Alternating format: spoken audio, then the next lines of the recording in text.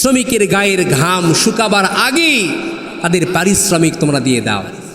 শ্রমিকের গায়ের ঘাম শুকাবার আগেই তাদের পারিশ্রমিক দেওয়ার কথা এসেছে। আমার প্রিয় ভাইয়েরা, কাল কিয়ামতের ময়দানে আল্লাহ রাব্বুল আলামিন যারা তাদের শ্রমিকের পারিশ্রমিক যথাযথ আদায় না করে, কিয়ামতের ময়দানে আল্লাহ রাব্বুল আলামিন 3 শ্রেণীর বিরুদ্ধে নিজে বাদী হয়ে মামলা দায়ের করবেন।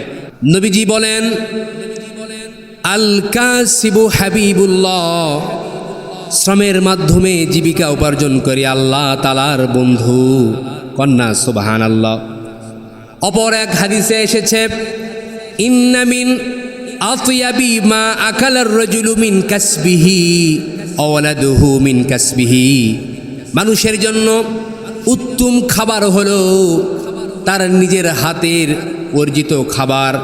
মানুষ যতগুলো খাবার গ্রহণ করে, জীবিকা নির্বাহ করে, তার মধ্যে সবচাইতে উত্তম খাবার হলো যে মাথার ঘাম পায়ে ফেলে নিজের হাত দ্বারা উপার্জন করে সে গ্রহণ করে। সুবহানাল্লাহি ওয়া বিহামদি। তাহলে আমার ভাইয়েরা, হাত দ্বারা শ্রমের বিনিময়ে, শ্রমের বদৌলতে যারা উপার্জন করে তাদেরটা হচ্ছে সর্ব উৎকৃষ্ট। বলেন সুবহানাল্লাহ।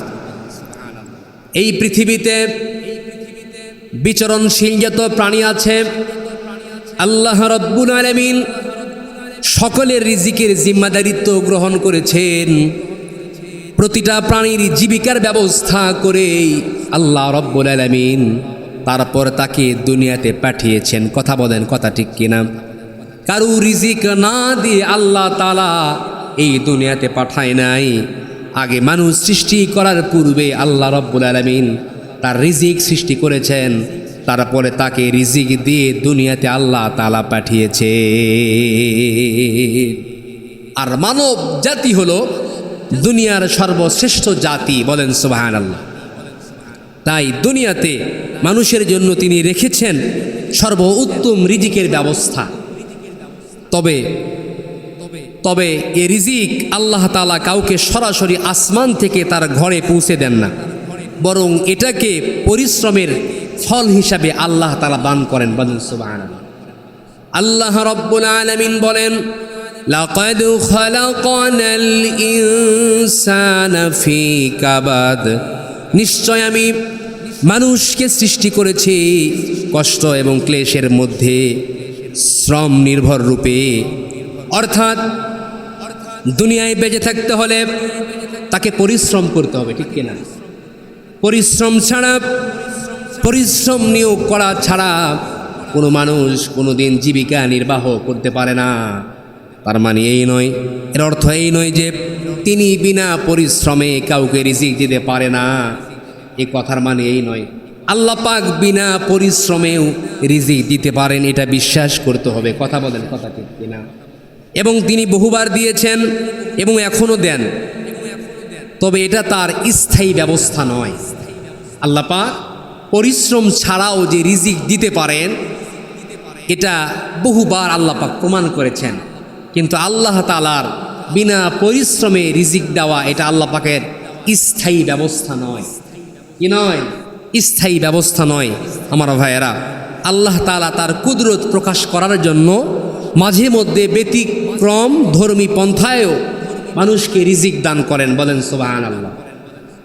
বিনা পরিশ্রমে যদি তিনি রিজিক দান করেন, আল্লাহ পাক যদি বিনা পরিশ্রমে রিজিক দিতেন, তাহলে মানুষের কাছে এর যথার্থ মূল্যায়ন হতো না, মানুষ এর কদর বুঝতো না, ঠিক কিনা?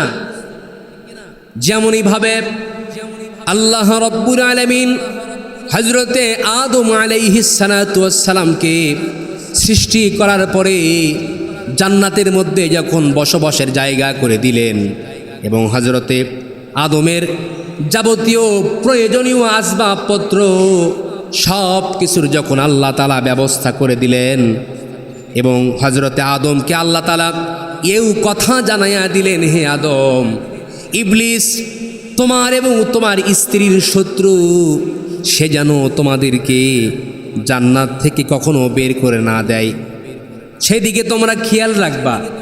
আর যদি তোমরা জান্নাত থেকে বের হয়ে যাও তাহলে দুনিয়াতে তোমরা কিন্তু কষ্টে পতিত হবা। কিন্তু আদম আলাইহিস সালাতু ওয়াস সালাম আল্লাহ তাআলার এ সতর্কবাণী স্মরণ না রাখার কারণে তিনি স্মরণ রাখতে পারে নাই।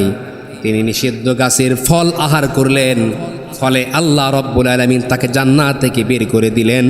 বিনা শ্রমে আল্লাহ রব্বুল আলামিন হযরতে আদম এবং হাওয়াকে জান্নাতের মধ্যে রিজিক দিয়েছেন। হযরতে আদম তা ধরে রাখতে পারে নাই, ঠিক কিনা?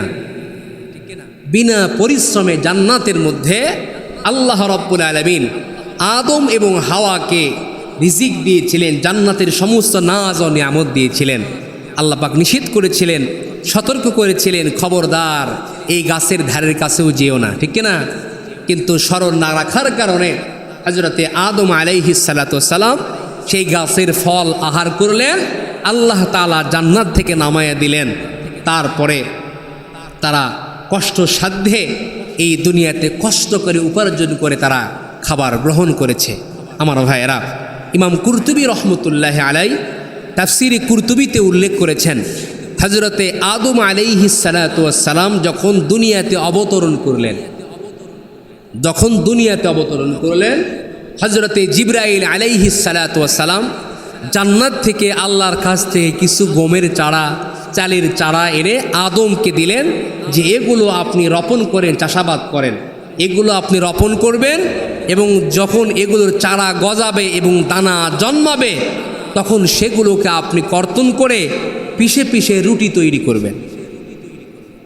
আরও যা যা প্রয়োজন ছিল হযরতে জিবরাইল আলাইহিস সালাতু ওয়াস সালাম আদম আলাইহিস সালাতু ওয়াস সালামকে শিখিয়ে দিলেন।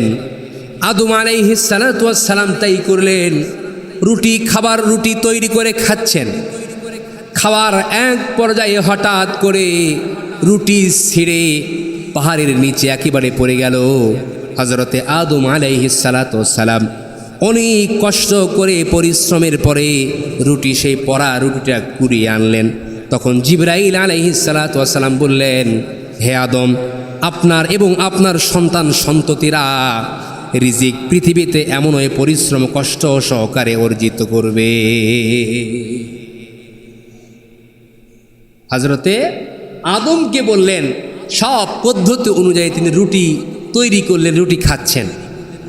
হঠাৎ করে খাওয়ার এক পর্যায়ে রুটি ছিঁড়ে পাহাড়ের নিচে পড়ে গেছে। আদম আলাইহিস সালাতু ওয়াস সালাম অনেক কষ্ট করে পরিশ্রম করে পাহাড়ের নিচে পড়ে যাওয়া রুটি তুলতে কষ্ট হবে না? কথা বলেন। সেই রুটি তুলে আনলেন, সাথে সাথে হযরতে জিবরিল আমিন বললেন, হে আদম, আপনার সন্তান সন্ততিরা তারা দুনিয়াতে এভাবে কষ্ট করে পরিশ্রম করে তারা রিজিক অন্বেষণ করবে এবং এটাই তাদের মাধ্যম হবে। বলেন সুবহানাল্লাহ। আমার ভাইয়েরা, আল্লাহ তাআলা বিনা পরিশ্রমেও রিজিক দিয়েছেন, তার বহু প্রমাণ আছে। বনি ইসরাইলকে আল্লাহ রাব্বুল আলামিন হযরতে মূসা আলাইহিস সালাতু ওয়াস সালামের অনুসারীদেরকে বিনা পরিশ্রমে 40 বছর পর্যন্ত আল্লাহ পাক আসমান থেকে একেবারে পাকানো খাবার খাওয়াইছেন। বলেন সুবহানাল্লাহ। কিন্তু এর কদর তারা ধরে রাখতে পারে নাই।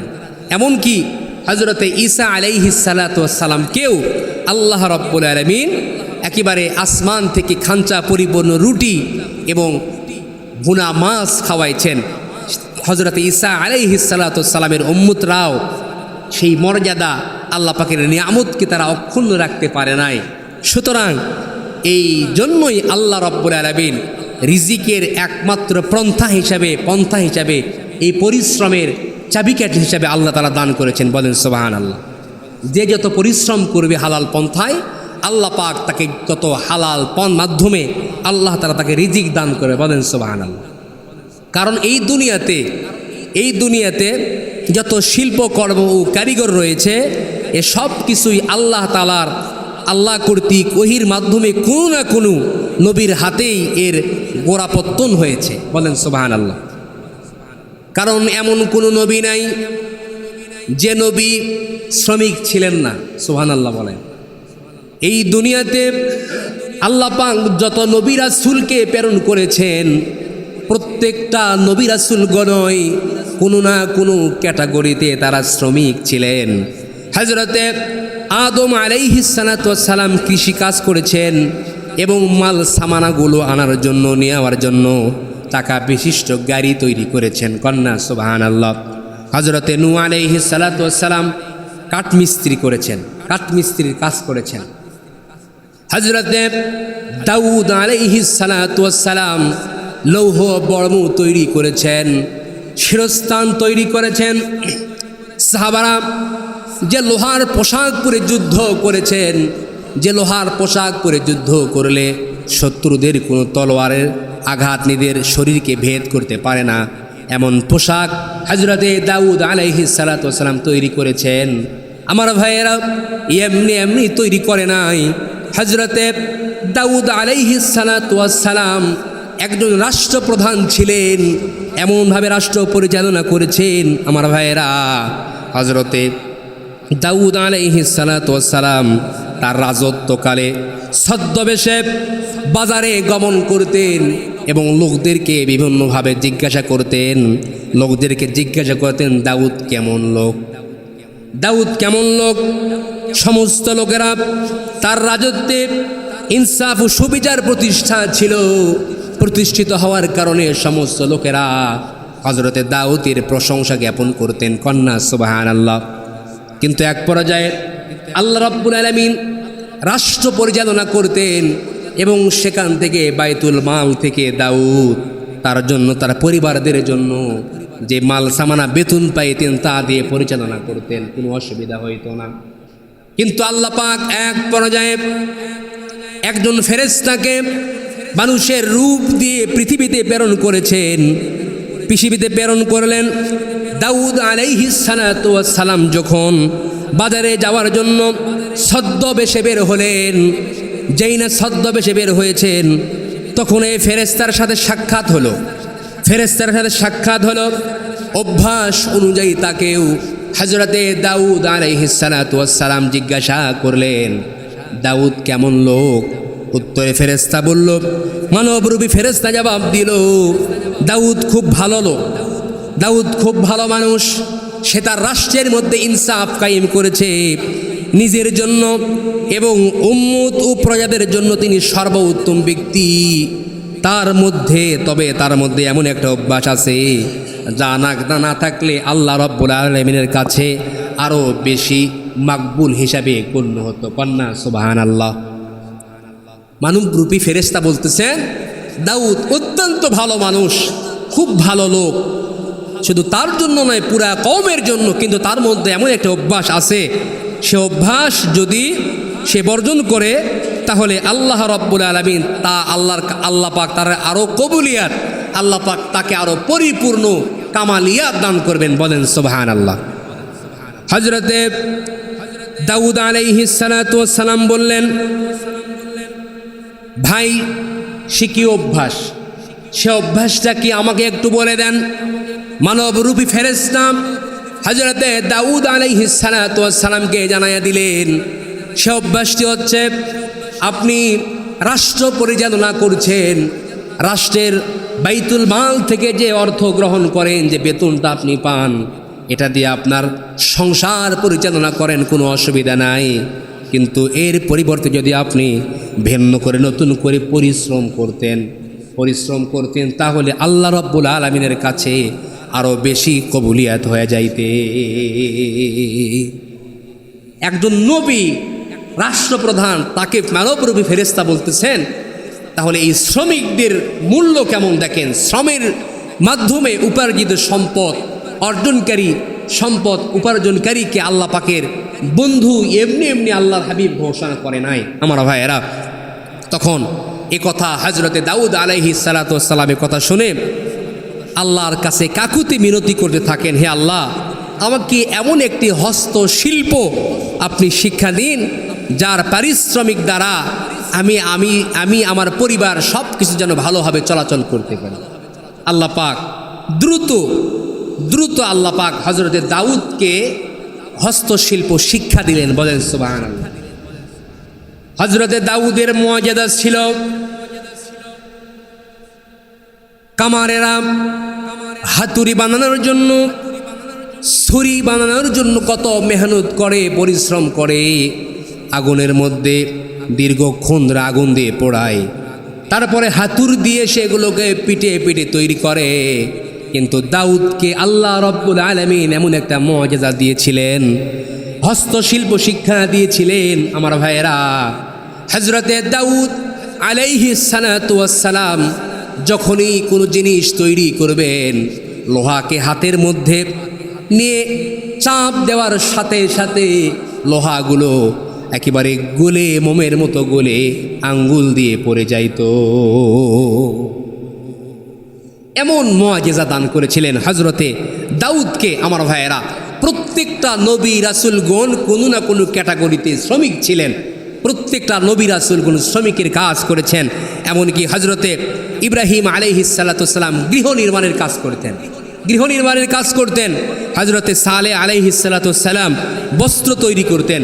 হযরতে ইদ্রিস আলাইহিস সালাতু ওয়াস সালাম সেলাই মেশিন দিয়ে কাপড় তৈরি করতেন, দর্জির কাজ করতেন। এমনকি আমাদের নবী বিশ্বনবী মুহাম্মদ আরবি সাল্লাল্লাহু আলাইহি ওয়াসাল্লাম তিনি বকরি চড়িয়েছেন এবং খাদিজা রাদিয়াল্লাহু তাআলা আনহার ব্যবসায় তিনি শ্রম বিনিময় করেছেন। বলেন সুবহানাল্লাহ। তাহলে সেখান থেকে এখন স্পষ্ট ভাষায় একটি কথা বলতে হয় আমার প্রিয় ভাইয়েরা, ইসলামে মালিক এবং শ্রমিকের সম্পর্ক হবে ভাই ভাই। কি হবে বলেন? মালিক এবং শ্রমিকের সম্পর্ক হবে ভাই ভাই। হাদিসের মধ্যে এসেছে আতুল আজির ক্বাবলা আন ইয়াজুফা ইরকুহু, শ্রমিকের গায়ের ঘাম শুকাবার আগেই তাদের পারিশ্রমিক তোমরা দিয়ে দাও। শ্রমিকের গায়ের ঘাম শুকাবার আগেই তাদের পারিশ্রমিক দেওয়ার কথা এসেছে আমার প্রিয় ভাইয়েরা।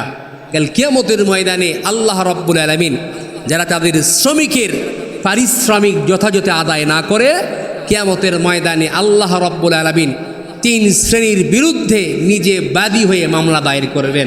তার মধ্য থেকে একজন হচ্ছে যারা মালিক হয়ে একজন শ্রমিককে নিয়ে এসে পূর্ণ শ্রম সে বিনিয়োগ করেছে, পূর্ণ শ্রম নিয়েছে, অথচ তার পূর্ণাঙ্গ পরিপূর্ণ পারিশ্রমিক আদায় করে নাই।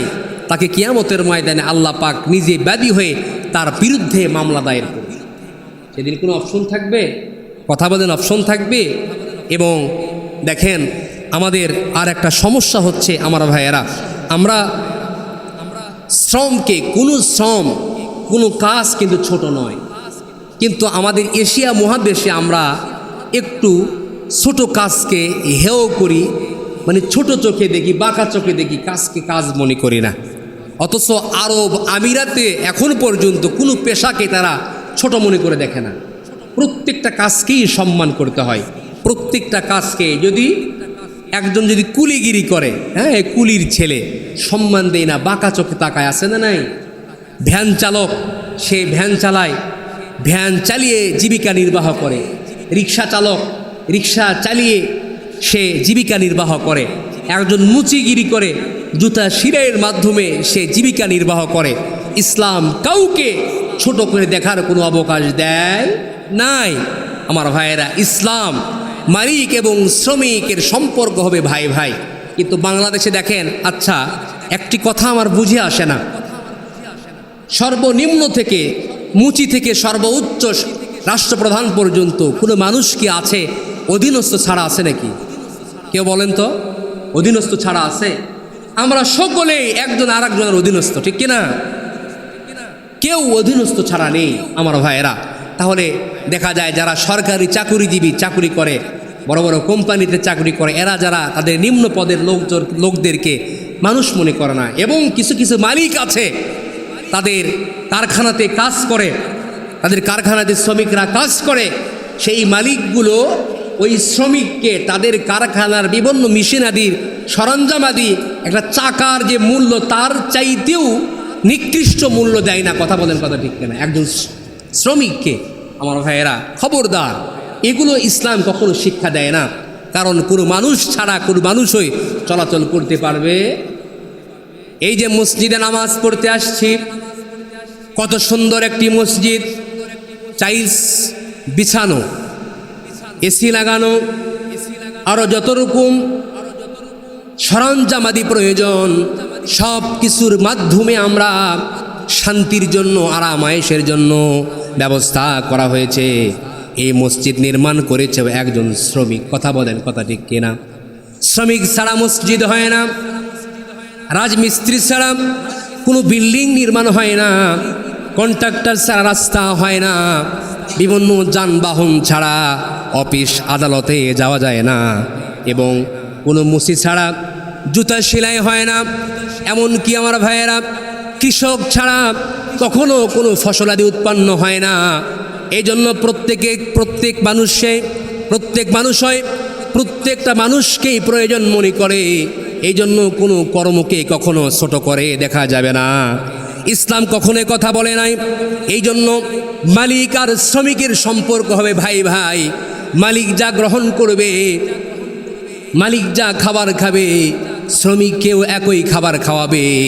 মালিক নিজে যে পোশাক পরিধান করবে, শ্রমিককেও একই পোশাক পরিধান করার কথা যিনি বলেছেন তিনি কে? কারণ নবীজি যখন দুনিয়া থেকে বিদায় নিয়ে চলে যাবেন, আল্লাহর হাবিব বিদায় হজের ভাষণে ১৬ লক্ষ সাহাবায়ে কেরামদেরকে সামনে নিয়ে যতগুলি কথা তিনি বলেছেন, শেষ কথা তিনি এটাও বলেছেন, আমার ভাইয়েরা, যে তোমরা শ্রমিকদের সম্মান করো, শ্রমিকদের ন্যায্য মূল্য, তাদের পারিশ্রমিক তোমরা প্রদান করো। এমনকি নবীজি যখন বিদায় নিয়ে চলে যাবেন, বিদায়ের সময়ে তিনি একটি কথা বারবার বলেছেন, সেটি হচ্ছে আসসালাত ইত্তাকুল্লাহা ওয়া মা মালাকাত আইমানুকুম। আমার উম্মতরা নামাজ ছেড়ে দিও না, তোমরা নামাজ ছেড়ে দিও না, আর শ্রমিকদের ন্যায্য অধিকার তোমরা ফিরিয়ে দাও। বিদায় হজের ভাষণে আল্লাহর হাবিব সাল্লাল্লাহু আলাইহি ওয়াসাল্লাম শ্রমিকের কথা বলেছেন। আমার ভাইয়েরা, এই জন্য শ্রমিককে কখনো ছোট মনে করে দেখা যাবে কখনো, এটা আমাদের বাংলাদেশে খুব চলে। আমি ওপর পদে আছি, আমার নিম্ন পদের কোনো এক ভাই যদি থাকে, তাকে আমরা হিও করি, মানুষ মনে করি না। আমার প্রিয় ভাইয়েরা, এই ধরনের বেহায়াপনা বর্জন করতে হবে, বেলাল্লাপনা বর্জন করতে হবে। ইসলাম এগুলো শিক্ষা আমাদেরকে দেয় নাই, ইসলাম এগুলোকে বর্জন করার কথা বলেছেন। আমার ভাইয়েরা, এই জন্য দেখেন আল্লাহর হাবিব সাল্লাল্লাহু আলাইহি ওয়াসাল্লাম তিনি বারবার বলেছেন, তলাবু কাসবিল হালালি ফরিদাতুন বা'দাল ফরিদা। ফরজ ইবাদতের পরে হালাল পন্থায় ইবাদত বন্দেগী করাও একটা ফরজ, বলেন সুবহানাল্লাহ। কিন্তু আমরা আফসোস করে বলতে হয়, আমরা কাজের তারতম্যের কারণে মানুষকে শ্রেষ্ঠত্বের মাপকাঠি, মানুষকে শ্রেষ্ঠত্ব মাপি। এ মুসিগিরি করে, কুলিগরি করে, তার মানে এর মর্যাদা নিম্ন পর্যায়ে, ঠিক কিনা? এর সম্মান নাই। এ ভ্যান চালায়, এর কোনো সম্মান নাই। এ রিক্সা চালায়, এর কোনো সম্মান নাই। কিন্তু না, এটার কারণে সম্মানের তারতম্য হয় না। আমার প্রিয় ভাইয়েরা, তাহলে সম্মানের তারতম্য যিনি দিয়েছেন তিনি কে? আল্লাহ রাব্বুল আলামিন বলেন, ইন্না আকরামাকুম ইনদাল্লাহি আতকাকুম। আল্লাহ তাআলা বলছেন, নিশ্চয়ই তোমাদের মধ্যে আল্লাহ রাব্বুল আলামিনের কাছে সব চাইতে সে ব্যক্তি সম্মানী, যে ব্যক্তির মধ্যে আল্লাহ তাআলার বেশি ভয় আছে। একজন রিক্সা চালায়, একজন ভ্যান চালায়, মুচিগিরি করে, কুলিগিরি করে, তার মধ্যে যদি আল্লাহ তাআলার ভয় থাকে, আর অপরজন যদি রাষ্ট্রপ্রধান হয়, দেশের সরকার হয়, এমপি মন্ত্রী হয়, ইউনিয়নের মেম্বার চেয়ারম্যান হয়, তার অন্তরের মধ্যে যদি আল্লাহ তাআলার ভয় না থাকে, চুরি করে, বাটপারি করে, গরিবদের যে তেল আসে, চাল আসে, এগুলো বিনামূল্যে বিতরণ করার কথা সরকার বলেছেন, কিন্তু বিনামূল্যে বিতরণ করে না, অর্ধেক টাকা মেরে দেয়। এদের মধ্যে যদি আল্লাহর ভয় না থাকে আমার ভাইয়েরা, তাহলে ওই রিক্সা চালক, ভ্যান চালক মুসিগিরি করে, কুলিগিরি করে, তার মধ্যে যদি আল্লাহ তাআলার ভয় থাকে, তাহলে সে ওই রাষ্ট্রপ্রধান, ওই এমপি মন্ত্রী, ওই মেম্বার চেয়ারম্যানের চাইতে আল্লাহর কাছে সব চাইতে বেশি শ্রেষ্ঠ। সুবহানাল্লাহি ওয়া বিহামদিহি।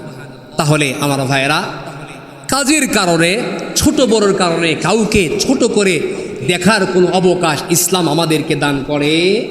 আল্লাহ রাব্বুল আলামিন যেহেতু সময় শেষ, সেহেতু আমি বলতে চাই, কোনো কাজকে, কোনো বিষয়কে কখনো, কোনো দিন, কোনো মুহূর্ত আমরা কখনো কোনো দিন ছোট করে দেখব।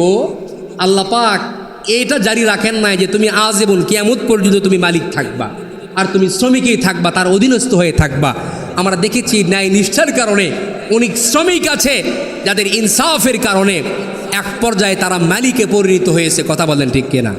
আবার অনেক মালিক এমনও দেখেছি ব্যবহার রুষ্ট হওয়ার কারণে, মেধাস্বরা হওয়ার কারণে, শ্রমিকদের উপরে ভালো না বাসার কারণে এক পর্যায়ে তারা দেউলিয়াতে পরিণত হয়েছে, অন্যের অধীনস্থ হয়ে শ্রমিকের কাজ করছে।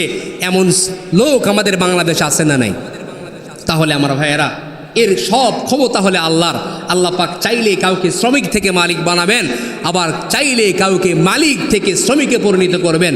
সুতরাং অহংকার তাকাব্বুর করার কোনো অবকাশ ইসলামে, মুচিগিরি করুক, জুতা সেলাই করুক, কুলিগরি করুক, যাই করুক না কেন, সকলকেই তাদের কাজকে, তাদের দায়িত্বকে বড় চোখে দেখার দরকার আছে না নাই?